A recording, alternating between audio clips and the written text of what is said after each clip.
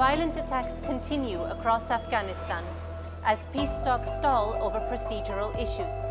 The Americans have announced a significant withdrawal of troops, while Pakistan's Prime Minister has pledged to do everything to help reduce violence in the country. We sat down with Dr. Abdullah Abdullah, head of the High Council for National Reconciliation, to discuss the challenges facing Afghanistan and the challenges that lie ahead in the pursuit of peace. The peace talks have hit what some call a procedural deadlock. The Afghan government and the Taliban can't seem to agree on the way to move forward. What are the main obstacles? Without getting into details of what is going on, I don't want to jeopardize the prospects of a solution. At the same time, in any negotiations, what is required from both sides will be flexibility. And the first thing is, of course, the will and determination. And then next to that is flexibility. That is, I think, at stages we have been witness that was missing when it came to the Taliban side. But still, both sides are committed to continue the talks and find ways to move beyond the code of conduct, procedural issues, and get to the substantial issues, to the substance of the agenda. Both sides have a list of the agendas available and to decide on which one comes first, at what sort of timetable. These are the things that the people of Afghanistan are expecting in the negotiations. At the same time, the high level of violence is something that the people of Afghanistan are very concerned. We are all very concerned about it. There has to be a solution for that as well. There are reports that the agreements reached in Doha are not being respected on the ground by Taliban fighters. Is there a split within the Taliban, and does this pose a challenge to the peace process? In Doha, the agreement between the United States and the Taliban, what part of it is being implemented, executed, what is it satisfactory? Part of it was the commitment to severe links with Al-Qaeda and other terrorist groups. Has it happened? Everybody says that no, it has not happened. There have been some issues, some progress perhaps, but not up to the expectations which were there. Or the understanding which was there that with the start of the negotiations between both sides, we will have a decrease in the level of violence. That has not happened. While 5,500 Taliban prisoners have been released. So it has been partly implemented, partly not. But do you believe that the Taliban negotiators in Doha have the capacity to rein in the terror groups operating in Afghanistan? That is their commitment. If they are not capable of doing that, so why they have made that commitment to the United States? And some of those groups used to rely and continue to rely on support from the Taliban, and they do have the capacity not to support them, to cut ties with them, and not to facilitate their activities. The Afghan government released 5,500 Taliban prisoners as a gesture of goodwill. But reports say that despite this release, violent attacks have increased threefold since February. Do you believe that the release of the Taliban prisoners was a mistake? If you look at the intentions behind it and the circumstances that it took place, that there was hopes. There were hopes that the negotiations will start and we were going to make progress, and also there will be a decrease in the level of violence, and as a goodwill gesture, as a strong measure of confidence building measure, that was necessary perhaps. But the fact that it has not yielded the results that was expected, that's a question in the minds of the people of Afghanistan. Eventually, all those prisoners should be exchanged and released from both sides. That's the ultimate goal. And while it was a very big decision in part of the government of Afghanistan, it wasn't based on the commitment between our government and the Taliban. It was between the the agreement was between the United States and the Taliban, but still the people of Afghanistan showed their willingness in the Lower area, and then it has taken place. That should be seen as an opportunity. Should have been seized as an opportunity. I'm not disappointed because of lack of speed in the progress. The people of Afghanistan are getting disappointed and getting frustrated because of slow progress in those negotiations. That's why, once again, I call upon the Taliban, because the government of Afghanistan is ready for a ceasefire or reduction in violence in a significant way so that people can feel it, can sense it. But Taliban have not agreed.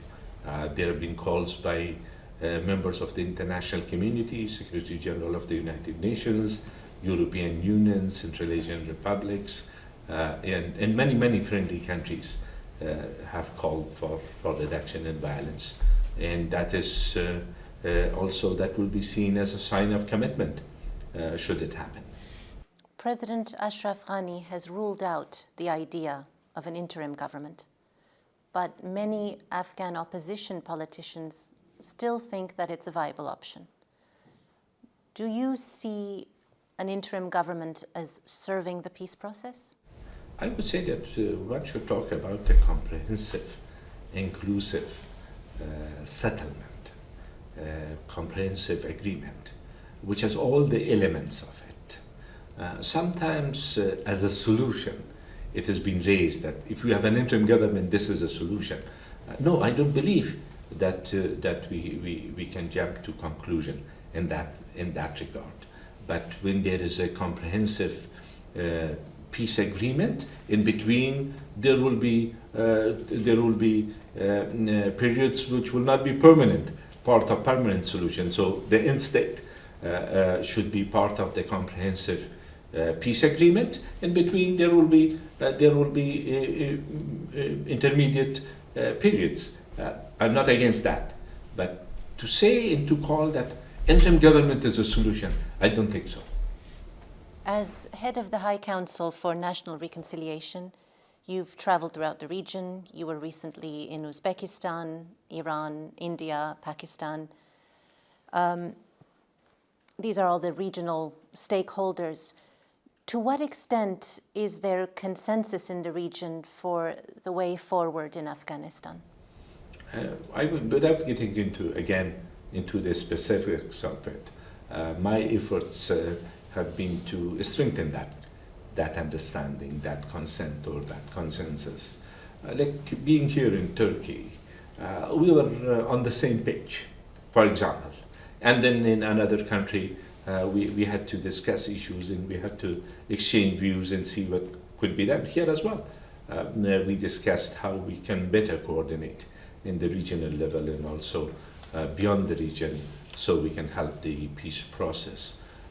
There is a broad understanding, I should say, that it is time to get to a peaceful settlement, and that is in the interest of all countries around Afghanistan.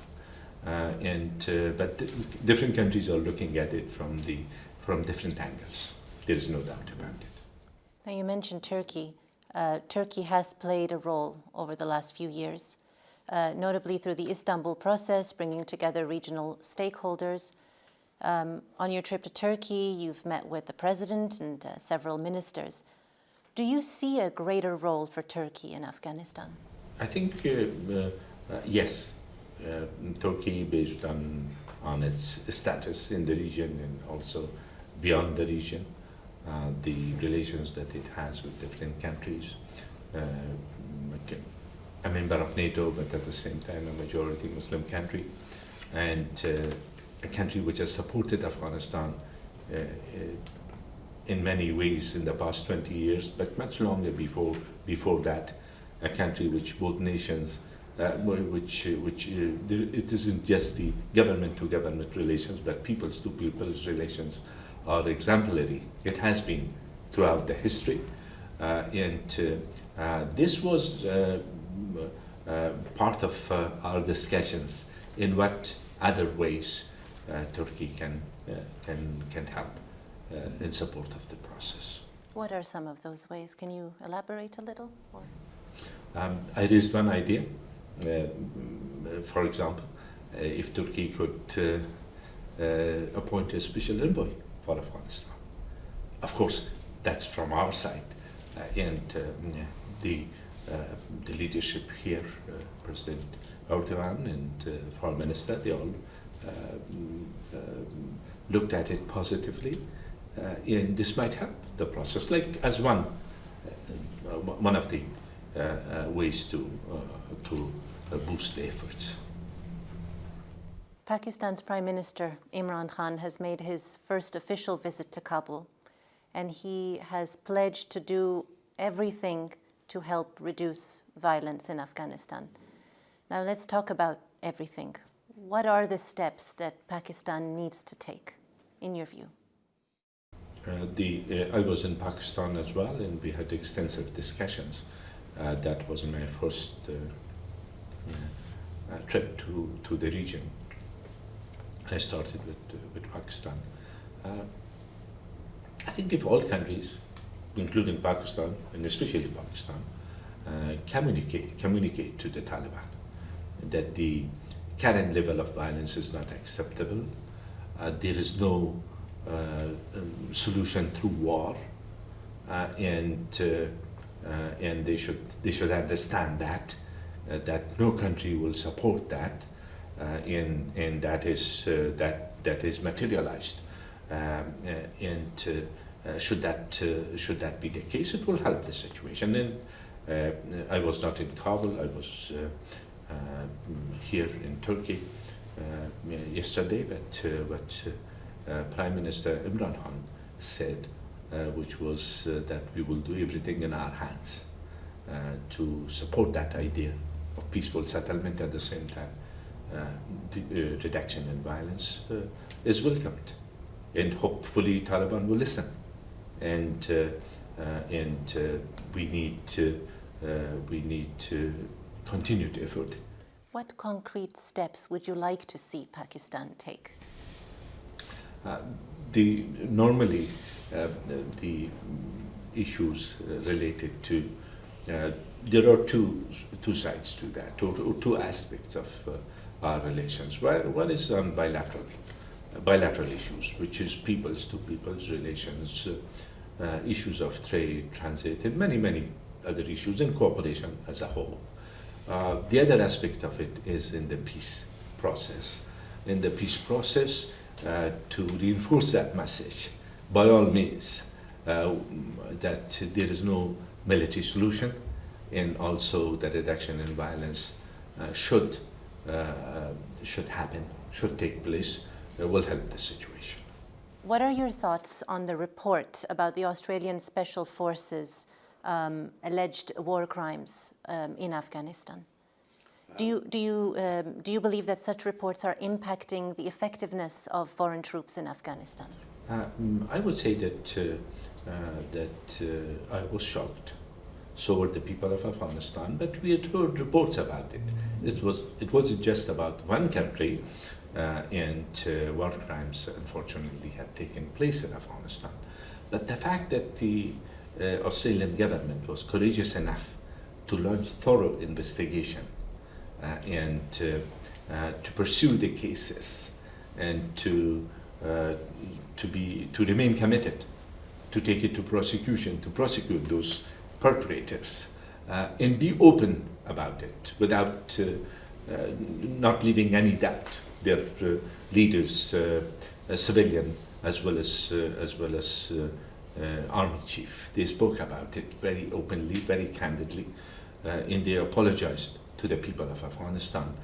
That part of it is welcomed, in the fact that they are pursuing it with seriousness.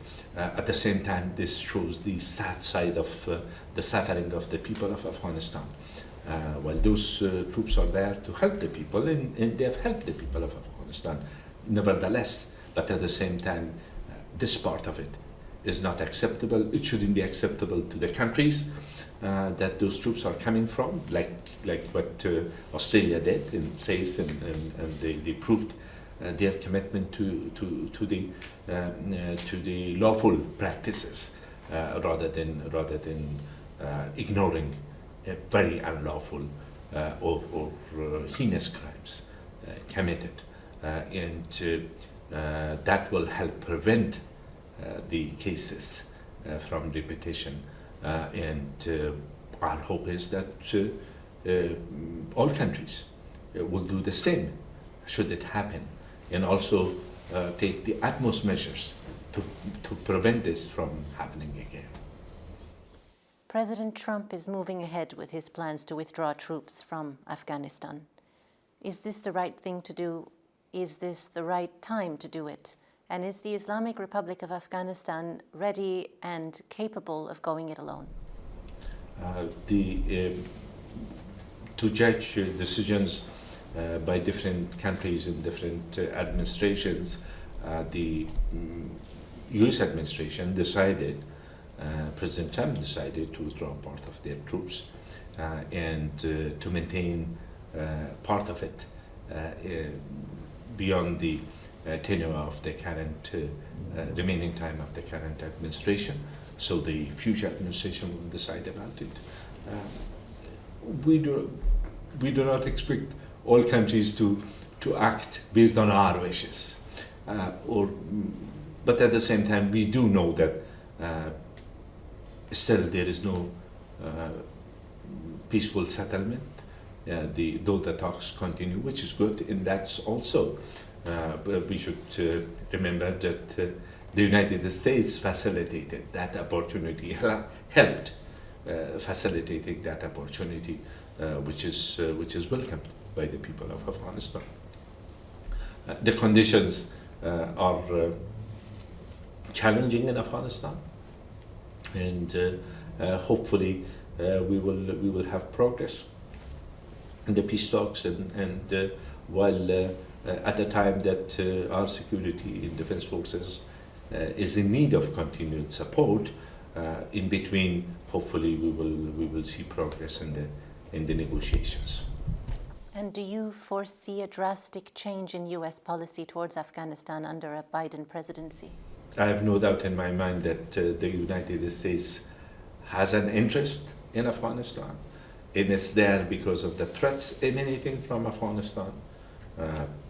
Needless to say, what happened earlier in September 11th, and also the current challenging threat of the terrorist groups' presence in Afghanistan, and there is a bipartisan support in addressing those challenges. How the new administration will see it and judge it, and then make a decision based upon it is difficult to anticipate at this stage, but hopefully it will be a decision which is in the interest of peace, stability, and which is in our interest, in the interest of the United States and other partners. And if you had a message for President Biden? Once he inaugurated, then we will send messages, but at the moment we are grateful to the people of the United States for their support, the current administration for their commitment and continued support, and when time comes, then we will communicate with the new administration as well. Thank you for your time, Dr. Abdullah. You're welcome.